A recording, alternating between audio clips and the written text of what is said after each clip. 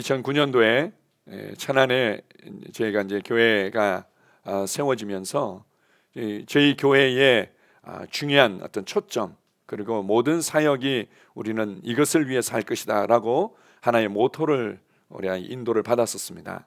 그때 그것이 무엇인가 하면 삶을 변화시키는 사람들, 천안 예수 닮은 교회, 이제 이런 교회의 어떤 모토들이 있었습니다. 이 말씀을 잘 넣어줘서 말씀으로 말미암아 그들의 삶이 변화되는 사람들의 공동체, 이제 이런 의미로 시작했는데, 이제 그렇게 해서 이제 성도들을 섬겨가는데, 성도들이 자신의 삶이 변화되고 나면 그 다음에 무엇을 위해서 왜 내가 열심히 신앙생활을 해야 되는지에 대한 명확한 어떤 그림, 초점을 잃어버리는 것을 발견하게 됐습니다. 그래서 주님께서 다시 한번 저에게 감동을 주시기는 삶을 변화시키는 사람들의 우리가 안주할 수는 없다. 그래서 삶을 변화시키는 제자로라는 모토로 바꾸게 됩니다. 이제 우리는 삶을 변화시키는 제자들, 천안 예수 닮은 교회, 이렇게 시작했죠. 이제 그렇게 해서 정말 주님 앞에서 내가 이제 제자의 삶을 나의 삶의 현장에서 살아내야 되겠다, 제자다운 제자로 살아가야 되겠다, 이제 이렇게 했는데, 결국 주님께서 원하시는 것은 거기에 머물러 있는 것이 아니구나, 이런 것들을 알게 되면서 이제는 제자를 만드는 제자로라는 모토들이 추가되게 됩니다. 그 이후에 주님께서 또한 저에게 감동 주시기는 뿐만 아니라 우리가 한 사람 한 사람을 말씀으로 잘 양육해서 삶이 변화되도록 도와줄 뿐만 아니라 그들의 삶의 현장에서, 그들의 세상에서 그 문화와 가치와 그러한 어떤 시스템들을 변화시킬 수 있는 세상의 빛으로, 세상의 소금으로 살아가도록 이끌어 주어야만 되는구나. 그렇게 해서 이제 저희 교회 모토가 이제 완성되어졌던 겁니다. 삶을 변화시키는 제자로, 제자를 만드는 제자로, 그리고 세상을 변화시키는 제자로, 이렇게 해서 저희들의 어떤 교회 생활의 초점, 교회 생활에 집중하고자 하는 그 그림이 이렇게 만들어져 왔던 부분들이 있습니다. 우리가 제자하면 헬라어로 마데테스라는 단어를 씁니다. 이것은 쉽게 그냥 배우는 자, 이런 의미고요. 그러나 이제 성경에서 사용된 의미는 예수님을 구원자와 주님으로 고백하는 모든 믿는 자들, 이들을 성경에서는 그냥 제자라고 불렀습니다. 이 사복음서의 제자에 대한 것들은 계속 12제자를 중심으로 주로 이제 나오게 되지만, 사도행전에도 33번이나 제자라는 단어들이 언급되고 있습니다. 이 제자와 이제 제자로 이렇게 우리가 이제 표현을 하는데요. 특별히 우리는 그냥 제자 이렇게 얘기하지 않고 제자로라고 얘기하는 것은 바로 제자의 길, 제자의 삶, 이제 이런 의미로 사용하고 있는 거죠. 모든 그리스도인들이 결국 예수님을 믿고 난 순간부터 예수님의 제자로서 제자의 삶을 살아가고 제자의 길을 걸어간다, 이런 의미로 우리가 이제 제자로라고 표현해서 우리 교회 이름으로 사용하고 있습니다. 자, 구체적으로 사도행전 6장 7절에 보게 되면 이런 말씀이 있습니다. 하나님의 말씀이 점점 왕성하여 예루살렘에 있는 제자의 수가 더 쉼이 많아지고 허다한 제사장의 무리도 이 도에 복종하니라. 예루살렘에 많은 사람들이 예수님을 구원자와 주님으로 영접하고, 그리고는 그것을 다음대에 시인하면서 살아가는 사람들이 많아졌다. 이것을 제자의 수가 쉼이 많아졌다, 이렇게 말합니다. 예수 그리스도를 믿는 순간부터 우리는 제자로 불려졌고, 예수 그리스도를 믿는 순간부터 제자의 삶을 살아가며 제자의 길을 걸어가는 것입니다. 사도행전 11장 26절에 보면 우리가 잘 알고 있는 아주 중요한 말씀이 있습니다. 같이 읽습니다. 만남에 안디옥에 데리고 와서 둘이 교회에 1년간 모여 있어 큰 무리를 가르쳤고, 제자들이 안디옥에서 비로소 그리스도인이라 일컬음을 받게 되었더라. 안디옥에는 주로 이제 헬라파 그리스도인이라고도 우리가 이해할 수 있을 것 같은데요, 이방인들이 예수 그리스도를 믿고 주님께로 돌아오게 됩니다. 그렇게 해서 그곳에 바나바가 파송되어지죠. 파송되어져서 그 많은 무리들을 돌보기에는 자기 역부족이라는 것들을 발견하고는 당시에 이제 다소에 있었던 사울을 찾아가서 사울을, 이후에 이제 바울, 사도 바울이죠, 사울을 데리고 와서 함께 사역을 하게 됩니다. 그렇게 해서 그들이 정말 제자다운 제자로, 그리고 예수 그리스도의 제자의 삶을 보여주는 모습으로 살아가게 될 때 그들이 그 제자들을 그리스도인이라고 불렀던 겁니다.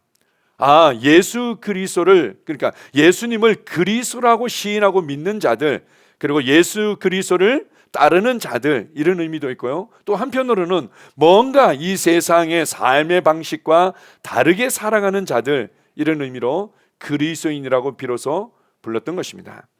자, 사도행전 18장 23절도 같이 봅시다. 얼마 있다가 떠나 갈라디아와 부르기와 땅을 차례로 다니며 모든 제자를 굳건하게 하니라. 사도 바울이 1차 전도여행, 2차 전도여행, 또 3차 전도여행을 통해서 교회를 개척하고, 그리고는 그 교회에 믿는 자들을 제자라고 얘기를 하면서 모든 제자들을 굳게 하기 위해서 계속해서 순회 사역을 한 것을 보여주고 있습니다. 성경에서 말하고 있는 제자는 어떤 특별한 무리를 얘기하는 것도 아니고, 특별히 뭔가 대단히 헌신하고 특별한 삶을 사는 사람들을 얘기하는 것이 아니라, 구원받은 모든 그리스도인들, 예수 그리스도를 구원자와 주님으로 시인하고 그렇게 믿음으로 살아가는 자들을 다 제자라고 얘기를 했고, 우리가 이제 제자라면 이제는 제자에 맞는 삶을 살아가도록 성령님께서 우리를 돕고 계시고, 교회 안에서 바로 그 제자의 길을 걸어가도록 함께 우리가 협력하고 동역하고 있는 것입니다. 구체적으로 제자가 어떤 삶의 모습으로 살아가야 될지 우리가 몇 가지 보겠습니다. 자, 오늘 읽었던 마태복음 9장 36절과 10장 1절 말씀을 다시 한번 읽어보겠습니다. 예수께서 모든 도시와 마을에 두루 다니사 그들의 회당에서 가르치시며 천국 복음을 전파하시며 모든 병과 모든 약한 것을 고치시니라. 예수께서 그의 12 제자를 부르사 더러운 귀신을 쫓아내며 모든 병과 모든 약한 것을 고치는 권능을 주시니라. 자, 36절부터 우리 자세히 보게 되면 그 이전의 말씀도 마찬가지지만 예수님께서 친히 그의 삶으로 어떻게 살아가는 것이 가장 하나님의 자녀답게 살아가는 삶인지를 보여주셨습니다. 하나님의 생명을 받은 하나님의 자녀들은 이렇게 살아가는 거야. 그리고 나는 이것을 위해서 왔고 이것을 보여주기 위해서 왔어 라면서 크게 세 가지 사역을 하시죠. 가르치는 사역을 하시고, 왕국의 복음을, 하늘 왕국의 복음을 선포하시고, 그리고 모든 병과 모든 약한 것을 고치시는 치유하는 사역들, 자유케 하는 사역들을 보여주셨습니다. 그리고 그 이후에도 사람들을 불쌍히 여기고 그들을 위해서 정말 식사할 겨를도 없이 바쁘게 사역을 하시고 난 이후에 제자들을 부르십니다. 너희도 나와 같은 삶을 살길 원하고 너희도 이렇게 사역하길 원한다. 나는 너희들을 통해서 나의 사역과 나의 삶이 연장되기를 원한다.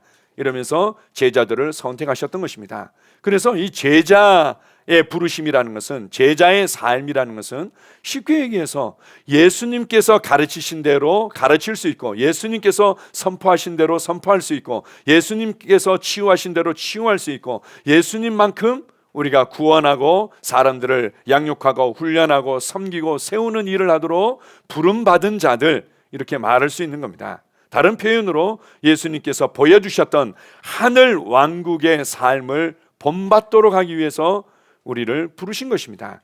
자, 이것을 마가복음 3장 14절은 이렇게 말합니다. 이에 12를 세우셨으니 이는 자기와 함께 있게 하시고 또 보내사 전도도 하며 귀신을 내쫓는 권능을 가지게 하려 하심이니라.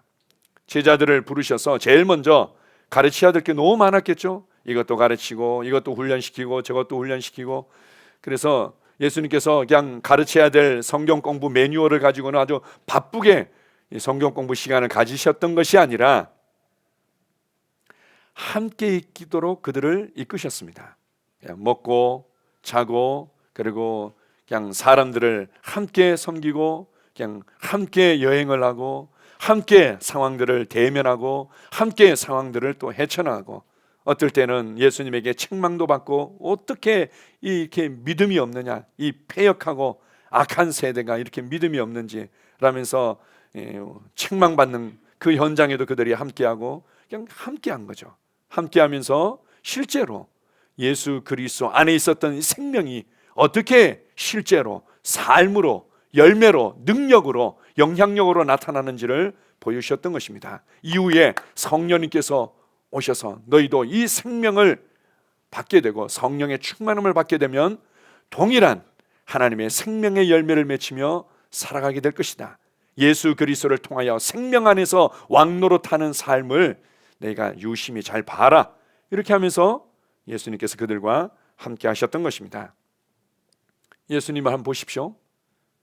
우리는 항상 느껴지고 들려지고 보여지는 것 때문에 우울해하고 힘들어하고 또 기분 좋아하고 막 즐거워하고 그냥 이렇게 살아가죠. 그게 아니라 하나님을 신뢰함으로, 하나님의 말씀만을 신뢰함으로 걷는 믿음의 삶이 있다. 그래서 예수 그리스도를 통해서 믿음으로 걷는 삶이 무엇인지 드디어 밝히 드러났습니다. 물론 아브라함을 통해서 믿음에 관한 부분들이 드러나고 사람들이 그것을 본받고자 했지만 거듭나기 전에는, 그리고 성령님으로 인해 충만함을 받기 전에는 믿음으로 걷는 삶이 무엇인지를 온전히 알 수가 없었죠. 예수님께서 먼저 믿음으로 걷는 삶을 충분히 그들에게 보여주셨습니다. 어떻게 이 상황과 환경을 다스리는지를 보여주시고 부족함이 없는 삶을 보여주시죠. 나는 하늘 왕국의 창고랑 연결되어 있어, 하나님 아버지랑 연결되어 있기 때문에 부족함이란 있을 수가 없어.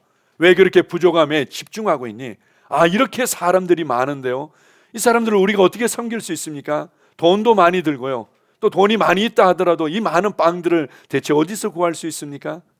예수님께서 하늘 창고와 연결되기만 하면, 하나님 아버지와 연결되기만 하면, 나아가서는 이후에 예수 그리스도의 이름의 능력과 권세와 영광을 이해하기만 하면 너희는 부족함이 없는 삶을 항상 걸어가게 될 것이다.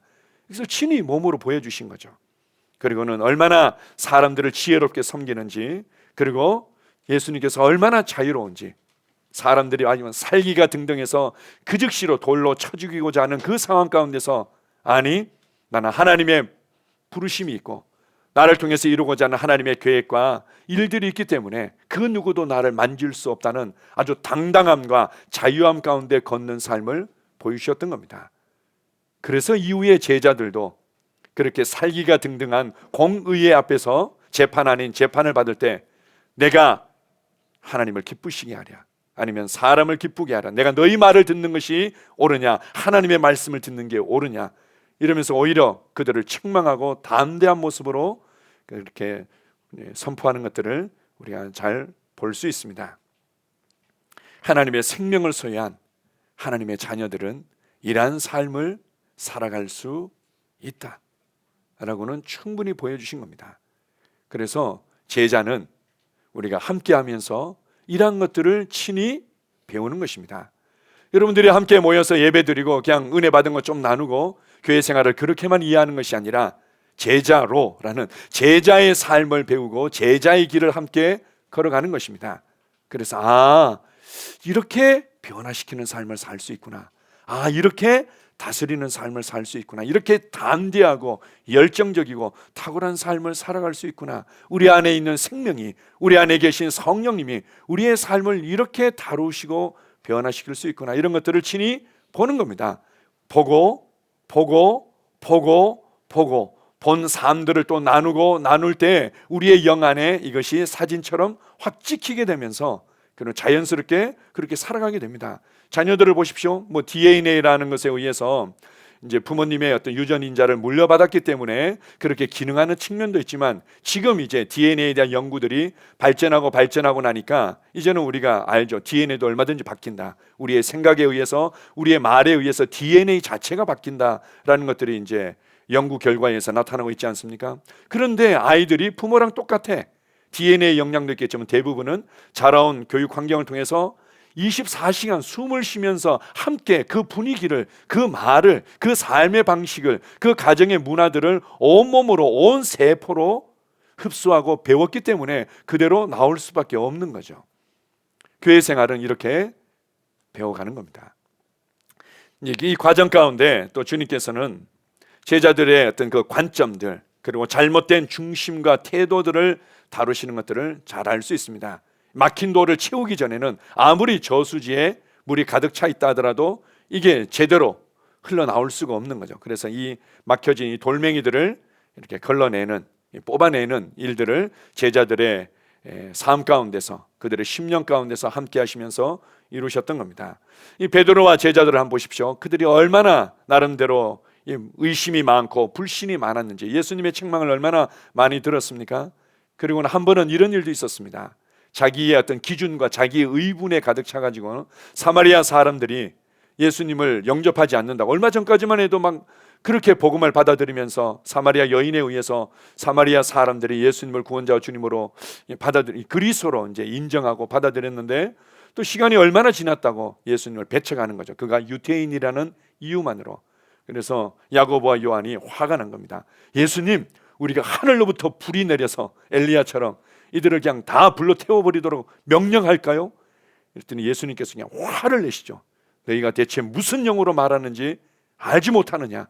인자는 사람들을 구원하러 왔지 심판하러 온 것이 아니다. 이렇게 그들을 책망하면서 그들 안에 있는 그들의 기준, 그들 안에 있는 거절감에 대한 그 분노와 상처들을 주님께서 다루어 주시는 모습을 볼 수 있습니다. 또한 베드로가 주님 앞에서 얼마나 교만했습니까? 아예 다른 사람은 몰라도요, 저는 그런 사람은 아니에요.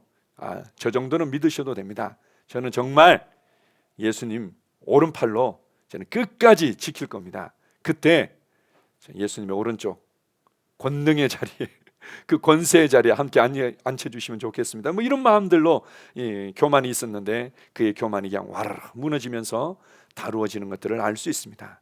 결국 제자는 하나님을 온전히 신뢰하고 그분만을 온전히 신뢰하고 믿음으로 걷는 삶이고, 하나님의 은혜 안에서 섬기는 삶을 살아가는 거구나, 이것을 예수님을 통해서 온전히 배웠던 것입니다. 우리가 함께하지 않는다면 우리의 연약함이 드러날 수가 없습니다. 보십시오. 우리가 교회 생활을 단지 내가 잘하고 있는 모습들을 보여주기 위해서 하는 것이 아닙니다. 내가 얼마나 잘하고 있는지를 보여주는 게 교회 생활이다, 그렇게 해서는 성장이 일어날 수가 없는 거죠. 그냥 함께 하면 할수록 연약함이 드러날 수밖에 없고, 연약함이 드러나는 것은 좋은 것입니다. 자존심이 다루어지는 것은 좋은 것입니다. 때때로는 오해받는 것에 의해서 못 견뎌야 하는 부분들은 결국 자존심의 문제죠. 좋은 것입니다. 그렇게 할 때만이 교훈을 받을 수 있고, 책망을 받을 수 있고, 바르게 함을 받을 수 있고, 의로 교육되어질 수 있는 기회를 얻게 되기 때문입니다. 제가 보니까 영적인 성장에 있어서 이 과정은 반드시 다루어지고 통과해야만 되기 때문에, 누가 더 빨리 성장하느냐, 누가 더 잘 성장하느냐를 보게 되면 바로 이 과정을, 자존심을 내려놓고 잘 다루어지는 사람이 훨씬 더 지혜롭게 빨리 성장하게 되어 있는 거죠. 함께하기를 두려워하지 마십시오. 함께하는 것들을 너무 어렵고 또 이렇게 싫다고 이렇게 너무 자신을 이렇게 제한하지 마십시오. 함께 할 때만이 나의 기준이 항상 옳은 것은 아니구나, 함께 할 때만이 이것이 나의 자존심의 문제였었구나, 함께 할 때만이 내가 잘못된 관점을 계속 붙들고 있었구나, 이러한 관점도 있고 오히려 나보다도 더 전진된 넓은 관점이 있구나, 이런 것들을 우리가 배울 수 있는 기회를 얻게 되고, 때로는 책망을 받을 수 있고, 때로는 제대로 교정되어지고, 무엇보다도 의로 기능하는, 우리가 정말 단단한 음식과도 같은 의의 말씀으로 말미암아 우리의 영적인 감각이 단련되어져서 정말 지혜롭게 담대하게 살아가는 제자의 삶을 배우며 살아갈 수 있게 됩니다. 두 번째로, 주님께서 교회 생활을 통해서 제자의 길을 걷게 하신 부분들은 우리 아까 마가복음에서도 읽었고 본문 말씀에서 읽었던 것처럼, 또 보내사 전도도 하며 귀신을 내쫓는 권능도 가지게 하려 하심이니라. 하나님의 생명을 가진 하나님의 자녀들이 하늘 왕국의 삶을, 초자연적인 하늘의 삶을 이 땅에서 어떻게 살아가는지를 잘 보여주시고 그것을 배웠을 뿐만 아니라, 그리고 나아가서는 복음을 선포하고 그런 사람들을 자유케 하고 그들을 구원하는 일에 우리를 동역자로 불러주신 것입니다. 우리 한번 디모데후서 2장 1절 3절을 같이 읽어보겠습니다. 내 아들아, 그러므로 너는 그리스도 예수 안에 있는 은혜 가운데서 강하고, 또 내가 많은 증인 앞에서 내게 들은 바를 충성된 사람들에게 부탁하라. 그들이 또 다른 사람들을 가르칠 수 있으리라. 너는 그리스도 예수의 좋은 병사로 나와 함께 고난을 받으라. 그리스도 예수 안에는 아주 풍성하고 넘치는 은혜가 있죠. 제가 새가족반을 할 때마다 참 이런 표현들을 많이 씁니다. 저도 이렇게밖에 표현을 못할까라는 답답함이 생길 때도 있는데요. 예수 그리스도를 통해서 우리에게 주신 구원을 성경은 이렇게 표현합니다. 이같이 큰 구원을, 그리고 이 구원의 풍성함을, 지극히 큰 구원의 풍성함을, 뭐 이런 어떤 비슷한 표현들이 성경에 아주 여러 군데 나오고 있습니다. 우리가 받은 이 구원과 이 구원 안에 있는 은혜는 놀랍고 풍성하죠. 그리고 이 은혜를 알면 알수록 우리 안으로부터 강해지게 되어 있습니다. 그래서 디모데 제자에게 사도 바울이 권면하면서 그리스도 예수 안에 있는 은혜 가운데서 강해라. 이를 악물고 그래 도끼를 품고 나는 할 수 있다. 내가 꼭 성공하고 내가 다른 사람들이 부러워할 만한 인생을 내가 보여주고 말 거야. 이렇게 해서 이를 악물고 강해지는 것이 아니라 은혜를 누리면 누릴수록 자유하며 동시에 강해지는 겁니다. 안으로부터 강한 사람을 당해낼 수는 없습니다. 우리 속사람, 우리 영으로부터 강해지는 것은 은혜를 알고 누릴 때 강해지는 거죠. 그리고 그것으로 말미암아 의와 은혜의 선물을 넘치게 받는 자들은 로마서 5장 17절에 예수 그리스도 안에서, 생명 안에서 그분을 통하여 왕노릇한다 이렇게 말하죠. 우리 속사람이 주님의 은혜를 알고 누리면 누릴수록 우리의 삶을 다루는 것들이 쉬워집니다. 우리의 관계들을 다루는 것들이 쉬워집니다. 우리의 재정을 다루어지는 것들이 점점 더 쉬워집니다. 왜냐하면 외부의 영향에 의해서 흔들리지 않기 때문입니다. 항상 사람들의 문제와 어려움들은 정보에 의해서, 사람들의 말에 의해서, 관계에 의해서 자꾸 휘둘리기 때문에 문제가 되는 건데, 내 안에서 주님의 은혜로 말미암아 강하게 서 있기 때문에 뭐 난리가 일어나든 뭐 어떤 소리를 듣든 문제가 있든 요동이 없는 거죠. 그러니까 은혜 안에서 강하고 상황을 쉽게 대면하고 다룰 수 있게 되는 겁니다. 삶이 변하게 되는 거죠. 그러나 보십시오, 은혜 안에서 강해야 대한 이유들을 이어서 계속 말해주고 있습니다. 우리가 은혜 안에서 강하고 난 이후에는, 그리고 우리의 삶을 지혜롭게 잘 다루고 난 이후에는 그걸로 끝이네요. 이렇게 얘기를 하죠. 네가 받은 이 은혜를, 네가 받은 이 구원의 복음을, 네가 받은 이 생명과 이 은혜의 복음을, 네가 받은 이 의와 이 믿음의 복음을, 이 새로운 피조물에 관한 이 말씀을 또 다른 사람들에게 전이시켜줘라. 그리고 그들도 동일한 삶을 살도록 이끌어줘라. 이것이 바로 마태복음 28장 19절 20절에서 하시는 주님의 마지막 명령 아닙니까? 너희는 모든 민족에게로 가서 그들을 제자로 삼아라.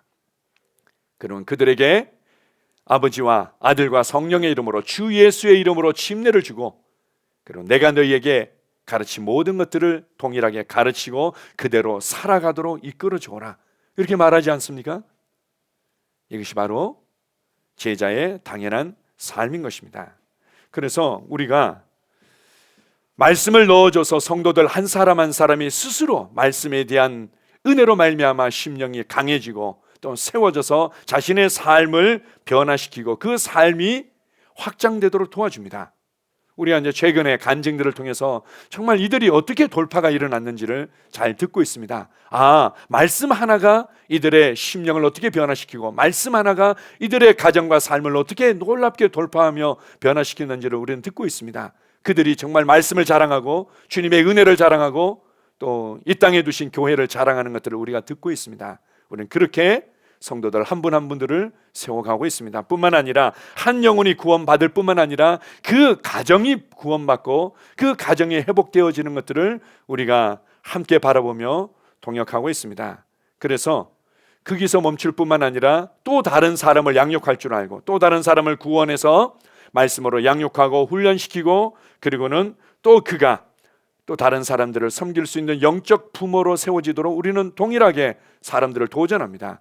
우리의 삶이 계속해서 내가 은혜 받고 또 내 주변의 몇몇 사람들을 도와줄 뿐만 아니라 또 그들이 영적인 부모로 살아가도록 이끌어주는 것들이 계속해서 이어지는 것, 이것이 바로 제자의 길입니다. 제자의 길은 계속해서 걸어가는 거죠. 어떻게 걸어가는 겁니까? 내가 또 다른 사람을 세우고 그가 또 다른 사람을 또 제자의 삶을 살아가도록 세우고 또 그가 또 다른 사람을 제자의 길을 걸어가도록 세우는 영적 부모가 되도록 이끌어주고, 우리는 그렇게 살아갑니다. 그리고 이것이 가장 지혜롭게, 안전하게, 균형 잡히게, 건강하게 이루어지도록 하는 그 공간이 있는데 바로 그것이 셀인 거죠. 그래서 셀이 건강하게 세워지고, 그러면 셀이 또 복제배가 되어지고, 그리고는 또 그렇게 이렇게 건강한 또 작은 교회들이 더 많은 곳에 개척되어지고. 제가 이제 우리 리더들한테 그런 얘기들을 합니다. 우리가 이제 셀이 배가 되어지고, 우리 그걸 보통은 이제 배가 되어진다는 표현보다는 복제배가 되어지고 이렇게 이제 표현할 때가 많이 있습니다. 셀이 배가 되는 건 뭐고 복제배가 되는 건 뭡니까? 너무 이게 딱딱한 언어처럼 들릴 수도 있는데요. 배가 된다는 것은 필요에 의해서 그냥 이 반 나눠서 이렇게 이렇게 인원이 많아졌으니까 이렇게 나누고 저렇게 나누는 거겠죠. 이렇게 이해할 수 있는데, 복제배가 된다는 것은 뭔가 하면 영적인 DNA가 그대로 전이된다는 것을 의미합니다. 동일하게 하나님의 같은 복음으로 말미암아 우리가 세워지고, 같은 열정과 같은 비전과 같은 마음을 품고, 그 영적인 DNA가, 그 셀의 건강하고 균형 잡힌 이 복음의 DNA가, 이 셀의 건강하고 균형 잡힌 비전의 DNA가, 한 영혼을 향한 열정과 영적 부모의 DNA가 그대로 전이되는 겁니다. 복사되는 겁니다. 번식하는 거. 교회도 마찬가지입니다. 저희가 필요에 의해서 더 작은 교회들이 더 많은 곳에 세워질 겁니다. 필요하다면 뭐 여러 군데, 여러분의 좀 현장에서 이제 막 사람들을 구원했는데 그들을 매주일 뭐 1시간씩 이동해서 이곳에 모여서 예배드리는 게 쉽지 않은 사람들도 있습니다. 그들을 위해서 또 어떤 그 지역에 작은 교회들이 세워질 수 있겠죠. 그래서 필요에 의해서 몇몇 사람들이 모였으니까, 셀이 한 2개 정도 개척되어졌으니까 여기 이제 교회가 세워지면 좋겠습니다. 뭐 그런 측면도 있겠지만, 중요한 것은 사도 바울이 알고 누렸고 붙들고 있었던 그 같은 복음이, 사도 바울이 주님께 받은 그 부르심과 그 비전에 대한 같은 그림들이, 그 영적인 DNA가 그대로 복제되고 전이 되어진 것이 바로 교회 개척이었던 겁니다.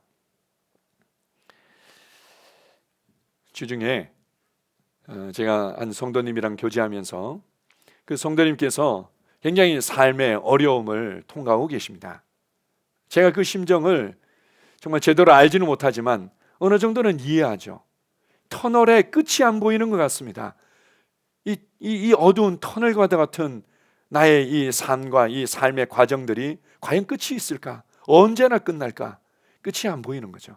그 끝이 안 보이는 그 막막함, 아무리 열심히 하고 열심히 해도 이 열심히 하는 것들이 지칠 수밖에 없고, 자꾸 순간순간 낙심이 되고 좌절될 수밖에 없는 것은, 끝이 보이면 좋겠는데 끝이 안 보이는데 뭔가 계속해서 똑같은 열심과 똑같은 어떤 그 마음으로 달려간다는 게 이게 너무 쉽지 않은 거죠.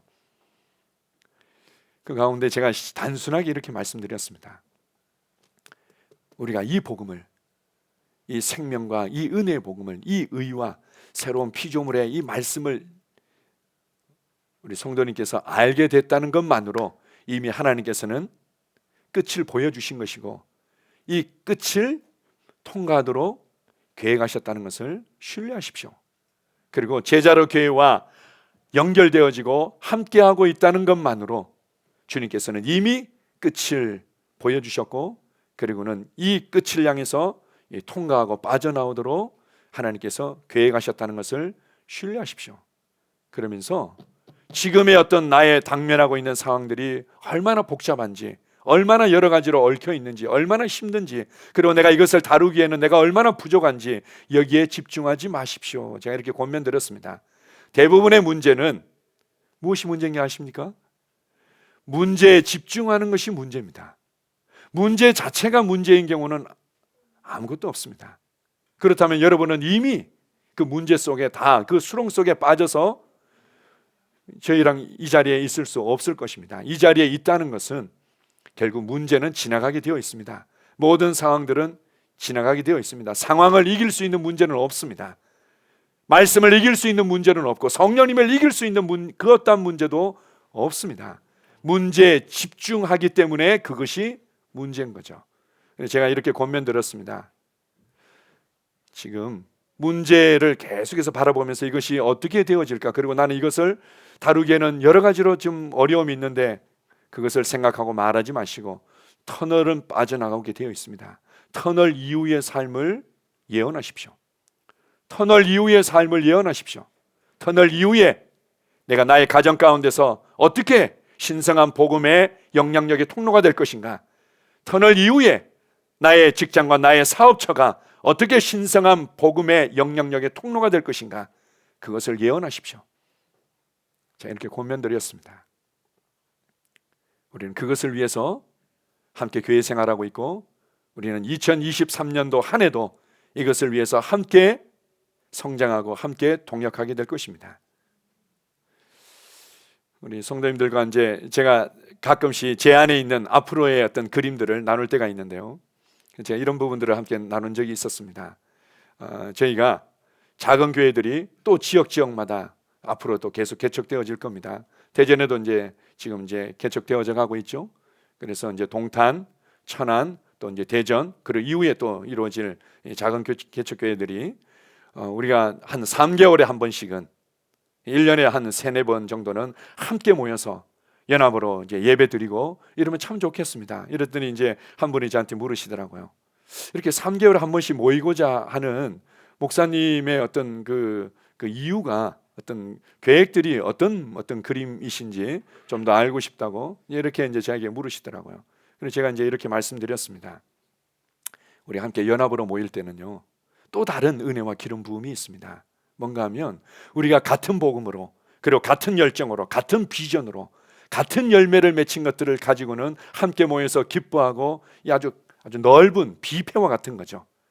이제는 각 지역의 특산물들을 가져와 가지고는 이렇게 아주 좋은 장터가 열리는 것처럼 지역마다 그 작은 교회들에서 이루어진 그 아름다운 이 복음으로 말미암아, 같은 복음으로 말미암아, 같은 비전으로 말미암아, 같은 이런 열매로 말미암아 이루어진 것들을 가져와 가지고는 주님을 자랑하고, 말씀을 자랑하고, 그리고 주님의 은혜를 자랑하고, 교회의 은혜들을 그냥 자랑하고, 이렇게 하고는 다시 한번 도전받고 충전받고, 그리고는 그것을 가지고는 또 삶의 현장으로, 각 지역으로 흩어지는 겁니다. 그리고는 또 거기서 맺힌 열매들을 가지고 또 모여서 이렇게 지역 특산물 이렇게 자랑하듯이 모여가지고는 서로 자랑하고, 진설하고, 서로 격려하고, 도전하고, 우리의 관점과 중심과 태도들이 새로워지고, 그렇구나.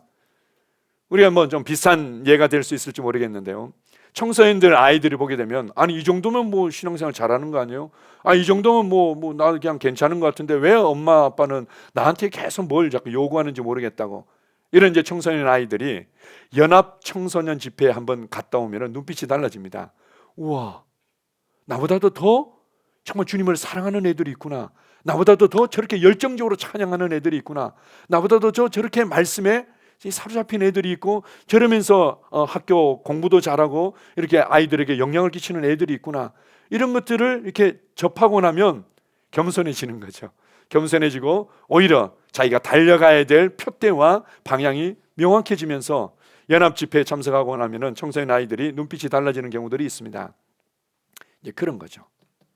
우리가 함께 모이는 이유도 결국은 한 사람 한 사람이 우리에게 주신 비전, 그것은 바로 제자를 만드는 제자로, 그리고 그들의 세상에서 그들의 세상의 가치와 문화와 시스템을 바꾸는 세상의 빛과 소금으로 살아가는 제자로 살아가도록, 그리고는 또 그 일들이 또 다른 사람들에게 이루어지도록 돕는 영적 부모들이 계속해서 세워지도록 서로 격려하고 도전하기 위해서 모이는 겁니다.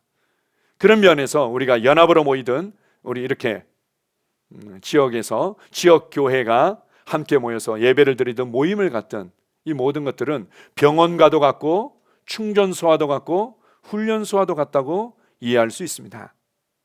병원에서 평생 사는 사람들은 문제가 있는 사람들이죠.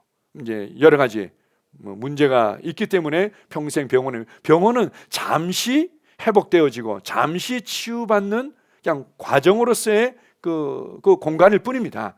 병원에 계속 있기를 원한다? 그건 뭔가 이제 지금 관점이나 삶의 방식이 잘못된 거죠.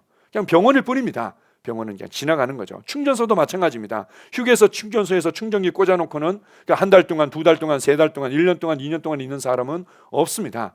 가야 될 길을 달리기 위해서 제대로 충전시키는 것뿐이죠. 훈련소도 마찬가지입니다. 훈련만 받고 있는 군대는 없습니다. 훈련은 전장에 나아가서 정복하고 이기기 위해서, 그래서 훈련소의 과정을 통과하는 겁니다. 우리가 함께 모여서 말씀을 통해서, 그리고 믿음의 교제를 통해서 또 서로를 격려하고 세워주고 이러한 위로를 통해서 충전받고, 그리고 다시금 회복되어지고, 그리고는 이 소망과 열정과 또는 달려가야 될 비전들을 보고, 그러고 나서는 여러분의 삶의 현장에 가서 살아내는 겁니다.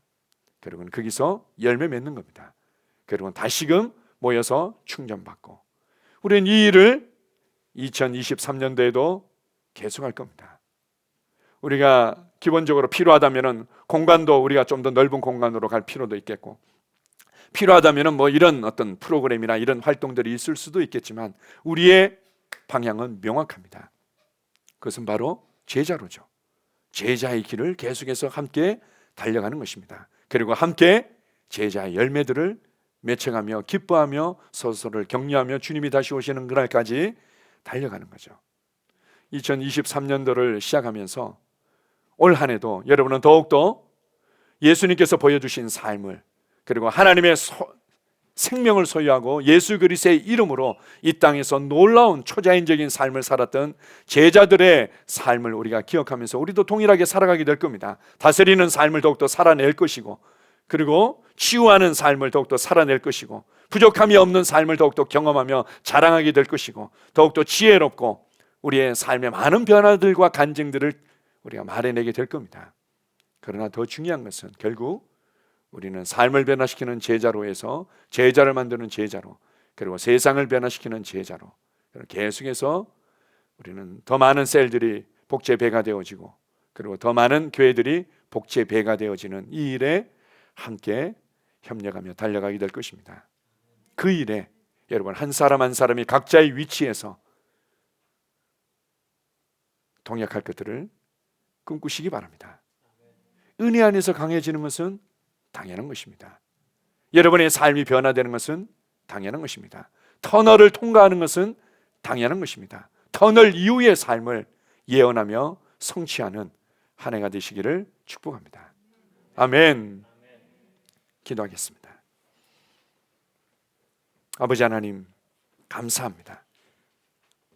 우리를 구원하시고 우리 안에 새 생명을 주시고 생명을 소유한 하나님의 자녀들이 이 땅에서 어떠한 삶을 살아가도록 주님께서 디자인하시고 회복하셨는지를 보게 하심을 감사합니다. 예수 그리스도를 통해서 주님께서 모든 것을 보여주셨습니다. 어떻게 다스리는지, 어떻게 믿음으로 걷는지, 어떻게 하나님과 친밀하게 교제하는지, 어떻게 원수 마귀와 귀신들을 다스리며 이 상황들을 다루어 가시는지, 어떻게 사람들을 긍휼히 여기며 섬기시는지, 어떻게 지혜롭게 이 상황과 관계들을 풀어가시는지를 충분히 보여주셨습니다. 주님 은혜를 감사합니다.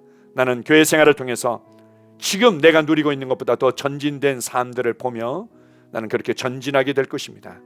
뿐만 아니라 주님, 우리가 이렇게 함께 성장하고 함께 동역해서 이제는 예수 그리스도께서 섬기시고 예수 그리스도께서 자유케 하시고 예수 그리스도께서 하나님의 뜻을 성취하시며 복음의 신성한 통로로 많은 사람들을 구원하며 회복시켰던 그 삶을 우리도 동일하게 살아가게 될 것입니다.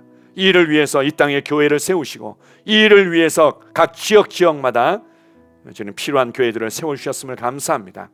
우리가 함께 예배드리고 우리가 함께 말씀을 배우며 우리가 함께 은혜를 누리며 나누는 이유는 바로 이렇게 제자로 살아가기 위해서입니다. 제자의 길을, 제자의 삶을 살아가며 함께 열매 맺기 위해서입니다. 2023년도를 이 제자의 열매로 충만케 하실 주님을 기대합니다.